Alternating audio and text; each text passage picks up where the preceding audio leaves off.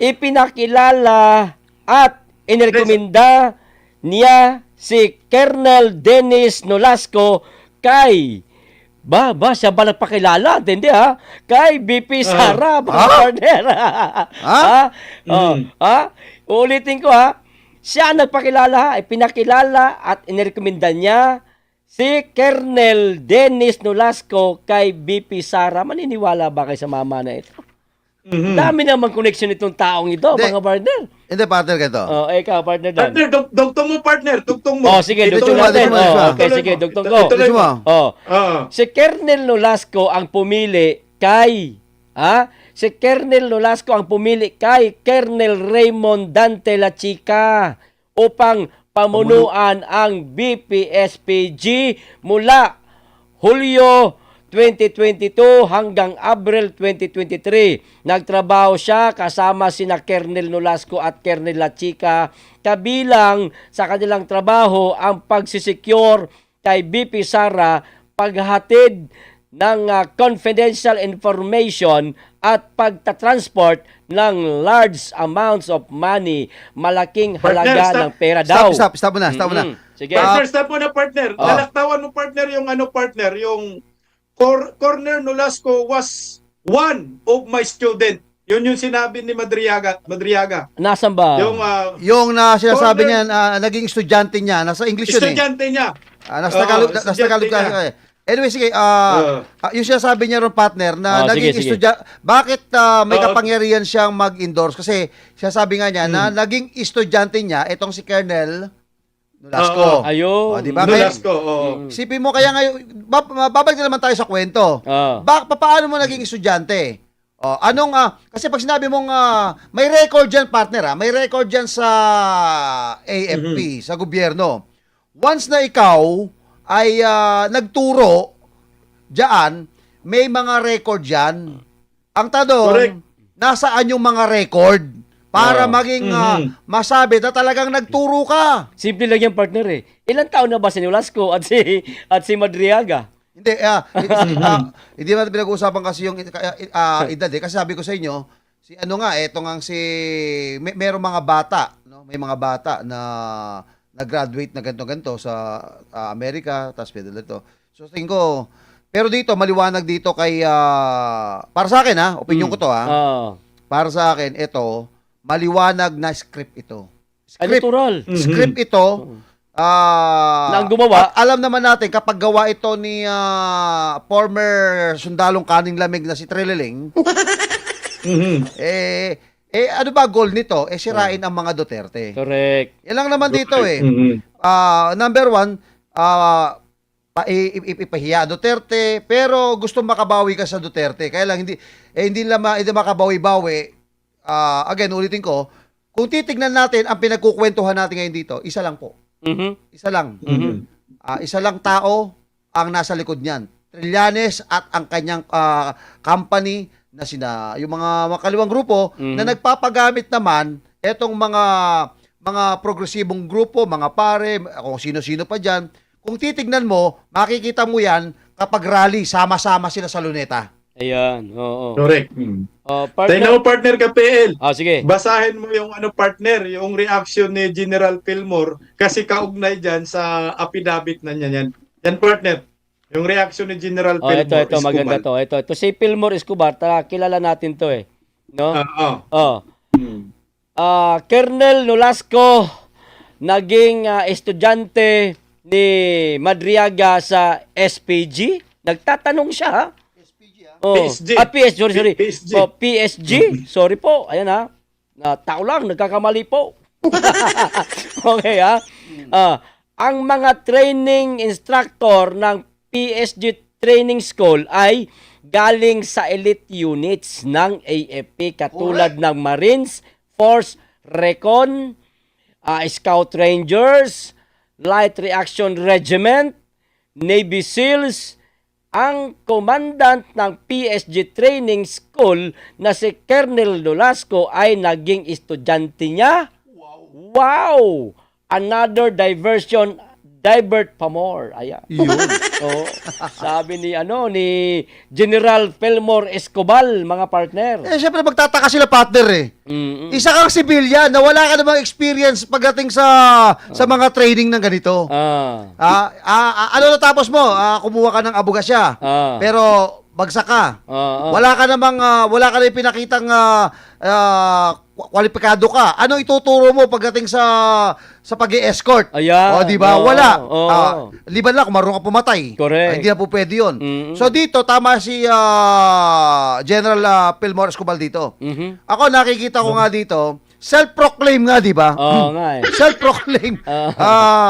Lahat naman, pagka self-proclaim ka, lahat pwede mong sabihin eh. Lahat. Lahat.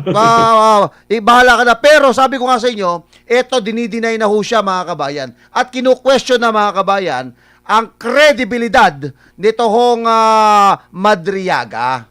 Mm-mm. Bakit? Civilian ka, magtuturo ka ng specialist sa mga marits? Sa escort? Eh di wow nga. Mapag-owner na ako. Partner, baka nga sa mga security training school, hindi nakapagturo yan eh. Agoy. Di ba? Eh yung mga nagtuturo sa mga security training school na yan, mga ano yan, mga retiradong sundalo, mga pulis, may mga matataas na ranggo. Eh ito ba, ano ba ranggo nitong mama na ito? Partner, tuloy mo kay Colonel Raymond Dantel Chica. Oo. Ang sabi niya, Yan na yata, partner. ito yung kanina, nabasa ko na yung kanina. itinanggi. Pero, eto, siyempre, kapag ka abogado ka ng Madriaga, natural, alangan laglag mo yung laglag mo yung kliyente mo. Basahin mo sa baba, sabi niya to. Sandali. Dito tayo sa ano na. Dito tayo sa itong confidential funds. Okay lang ba sa inyo? Yung itong 2022-2023? Partner, basahin mo muna, partner, yung sa abogado. Sa abogado. Sa abogado muna tayo. Ito, maganda to eh. Sa abogado niya. Ito. Abogado to ni ni tawag nito, itong mama na ito, si Madriaga. Para Madriaga. Ang dali-dali anuhin ng apelyido, nakakalimutan ko pa. Kapilido Mandaraya. hindi, parang kapilido ng kaklasikong din, basagulero, si Madriaga. Sige, balat. Ito. The concocted story of preposterous narration to be believed must not only proceed from the mouth of a credible person, but the story must be credible itself. Here, aside from the fact that it comes from a polluted source, the allegations simply defy logic and common human experience. I do not know him personally and never had any dealings with him. My interaction with the group ISIP is limited to Attorney Ryan Kilala. Thank you, Attorney. Ayan. Ito. Partner, hindi yata abogado. Hindi ito abogado. Hindi abogado. Ano to? Hindi abogado. Simon Sayak. Si Man Sayak, siya pa rin yung nagbigay ng testimonya na hindi niya kilala itong si Madriaga. Puro deny. Kasi sabi niya dito, nililinaw natin, nagkamali. Nagkamali po tayo. Akala ko abogado ni to. Basta ang tumitindig pa rin dito na si Trillanes pa rin na nasa likod dito. Pero maliwanag itong sinabi po ni Attorney Kilala dito na talagang, ang sabi niya, yung sinabi, the word na, I do not know him. Hindi ko siya alam. Personally, ibig sabihin, talagang wala siyang personal, and I never had any dealings with him. Walang transaksyon o anumang dealing, ito sabi ho ito pala si former Attorney Mosayak, former OBP spokesperson. Yan, maliwanag. My interaction with the group ISIP is limited to Attorney Ryan Kilala. Thank you. So, ilan na yung nagdi-deny sa kanya? Wala man lang makuha ang kakampi itong si Ramil. Ramil, wala ba man lang wala ka man magpapatunay sa sinasabi mo? Hindi, isang araw may lalabas din Hindi, yan. Pater, tingnan mo yung kay Colonel Gutesa, sinasabi natin kay Colonel Gutesa, retired Marine, ay, nag-deliver kami ng pera ng bag. Yung sinabi niya, hearsay Pero nung magsalita si Ko, pinatibayan niya na yung driver ko talaga yan, driver bodyguard ko talaga yan, aid ko talaga yan, nagdi-deliver sila. So, may nagpapatunay na sa sinasabi niya. Dito po, mananatili po itong kwentong barbero. Mananatili po itong gawa-gawang kwento kung ito ay galing lamang sa sarili niyong kwento at wala man kayong ipapakitang ebidensya at sasabihin ngayon, ay matibay ito! Paano naging matibay ka dapat? Meron kang magpapatunay sa personal knowledge mo. Okay. Partner, ang abogado ni Madriaga ay si Raymond Palad. Yung, Attorney Raymond Palad. Ayun. Partner, kilala niyo ba itong si Attorney Raymond Palad? Sino siya? Siya po ay abogado ng confessed drug lord Na si na si Kerwin Espinosa. Espinosa. Naloko na. Oo, tingnan mo. At itong si Raymond Palad, ito balita sa News 5 mismo inamin niya. No? Aha. Inamin niya na kasama niya si Laila de Lima at saka siya pumunta sa BJMP para kausapin si Madriaga. Aha! Ayun, nadali. Binisita ni ngayon lang, Congressman Laila de Lima. Aba. So, Aba. konektado ito. Tapos itong si Madriaga na abogado ni Kerwin Espinosa, ito yung abogado na nag-recant si Espinosa para mapawalang sala, mabaliktad ang testimonya labang kay Laila de Lima, na ngayon magkasama na sila, magka-team na sila sa paninira kay Vice President Inday Sara. At partner, Maliwanag na. partner, ang sabi mo, kalalabas ngayon ng TV5. Partner, sinabi dito, dumalaw sa Bureau of Jail Management etong si De Lima. De Lima. Okay, Kasama si abogado ni Madriaga. Si Kinausap Palad. Kasi si Palad, ang oo. alam ko Nobel yung kaso, di ba? Oo, kidnapping eh. Sa kidnapping. In Mm. return, ano kaya naman kaya ang kanilang kapalit? Diyan ho sa pagtistigo di umano ng self-proclaim na witness. Kasi, partner, binisita ka tapos bigla kang nag-witness. Ay, ikaw tatanungin ko, partner. Correct. Ikaw, Sige. ikaw Sagutin ko. tatanungin ko. Halimbawa, ikaw si Madriaga. Ako si Laila de Lima. Eh di... Hindi, pinuntahan kita. Pagantayin mo pa pangalan ko, Junel. Hindi. Junel. Iba pangalan mo. Gusto ko Junel eh. Ano pangalan mo? Junel Madriaga. Madriaga na lang eh. Madri. Yes, madam. Pwede kitang All the time, madam. Doon tayo sa kubol ko, madam. Hindi, kinausap kita. Sa palagay mo, walang kapalit yun, partner? Ang tanong mo sa akin, ikaw si Laila de Lima, ako si Madriaga. Alam ko, hindi na ako makakalabas dyan dahil di ako makakapagpiansa. Ngayon, ano pa ang mapapala ko dyan? So, Kahit anong gawin ko dyan, makukulong pa naman ako dyan. So, anong gagawin mo? Ano ba offer sa akin? Ayun na nga. Anong offer muna sa akin bago ko sagutin? Hindi sabi, papakawalan kita. Ay kahit kahit pagkamatay po ni Rizal, pagkamatay po ni Lapu-Lapu, pagkamatay po ni Bonifacio, Antonio Luna, at Gregorio del Pilar. Sasabihin mo ikaw. Ako po ang pumatay. Ayun, ayari. Para lang makawala ka. Kapalit. Basta yung kapalit, Natural. Kalayaan. At syempre kasama kita, Oo. Yun. Di ba? Partner, may sense yung sinasabi ni Brothers Travelers. Dinaan lang niya sa biro, pero ang ganda, di ba?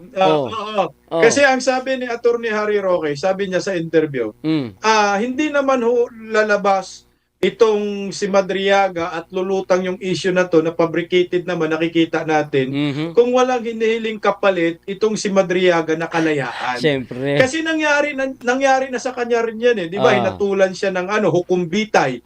So nung pagdating ng 2003, nabaliktad yung kaso. Hindi na siya wala naman kasing hukumbitay na.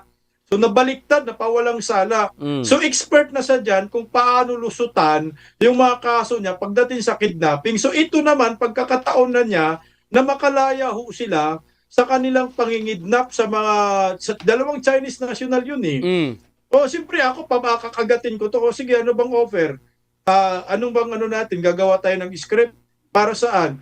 Script sirain si Vice President Inday Sara. So ano ang kapalit? So magkaroon ng negosasyon, siguro ang kapalit, kalayaan. Yun.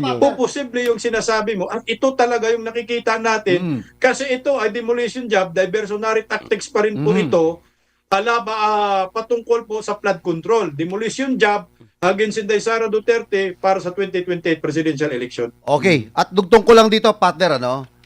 Siyempre, kapag ka naman nawala na at na-demolish nila, at aside sa diversion tactics, kung masira nga naman nila si BP Sara, ako, naniniwala ako itong mga dilawan talagang gustong bumalik ho sa pagka-presidente. At magagawa lang ni Madriaga yan na makalabas dyan through the power of the president. Paano? Kung mauupo yung manok po nila De Lima, Trillanes, kayang-kaya ka naming ilabas dito kung ang presidente. Pero hindi ka makakalabas dyan. Bakit? Kasi kapag natalo kami, wala ka ng pag-asa, pati kami lalayas na kapag bumalik ang Duterte. Kaya gawin natin, sirain natin ang Duterte. Para pag nasira natin ang Duterte, yung pinupus namin na presidente sa pagka 2028, itong si Risa Ontiveros, sino man na pinipili nila, siguradong panalo tayo. Kasi wasak na tong si Marcos. Wala na tayong wawasakin dyan. Marcos Sara. Ito. Si Sara. Mga kababayan, napansin nyo ho ba yung mga dilawan, hindi na po nila winawasak itong si Marcos? Wasak na kasi. Kasi wala nang wawasakin. Ito ho ang patuloy na ang winawasak nila si Vice President Inday Sara Duterte. Kasi ito na lang ang contender na magsama ka man dalawa. Magsama kayong dilawan at saka to, hindi nyo kayang talunin. Kaya pag napabagsak mo to, sino ang magiging kalaban ni Marcos na manok niya? Di dilawan. Mauulit ang kasaysayan. Di na ako papayag. Wala kang uli. O, di ba? Partner. Posible rin ganito ang magiging arrangement nila, partner. Paano? Kasi alam naman natin, ang Dilawan, Pinklawan, komunista sa pwersa na ngayon. No, para sirain si Inday Sara. Tinik, ika nga, tinik. Tinik. Posible rin ang arrangement nila. Gawin na natin ngayon. Pag nasira natin si Inday Sara, laya ka na ngayon at hindi na natin hihintayin ang 2028 presidential election. Kasi pwede pong gawaran yan, pwede pong maniobrahin yan ng Marcos admin. Correct. Tingnan mo sino ba yung dating si na-convict din, napalaya lang, bago lang, general, sino ba yun? General na napalaya. Sino partner. nga yun? Bago lang eh. Di. Sino? Bago lang. Hindi si Balparang. Yung nakarang linggo lang yan, nakarang linggo lang. Nakarang linggo, Si napalaya, absuelto. Pa-type naman dito sa screen, mga kaibigan nating bago lang. Na producer. pwedeng gawin nila din dyan kay Madriaga, nagawa kay Kerwin Espinosa. Si Kerwin Espinosa nakalaya. O tingnan mo, posible ito rin ang magiging offer arrangement dyan. Hindi posible lang po, teorya lang po natin, kasi nakikita po natin yung script ng mga galit sa mga Duterte, ito talaga ang bargain, kalayaan. Hindi nga po natin alam kung ano na po ang nangyayari doon sa mga nag-witness na mga kriminal, mga convicted labang kay Pangulong Duterte sa war on drugs. Baka nakalaya na nga ang mga yun. Nasa na ang mga yun, partner? Diba, ang daming mga kriminal na nag-witness against Duterte? Ito rin ngayon, kriminal din yung ginamit nila labang kay Inday Sara na po posible laya din. Yun. Partner, no?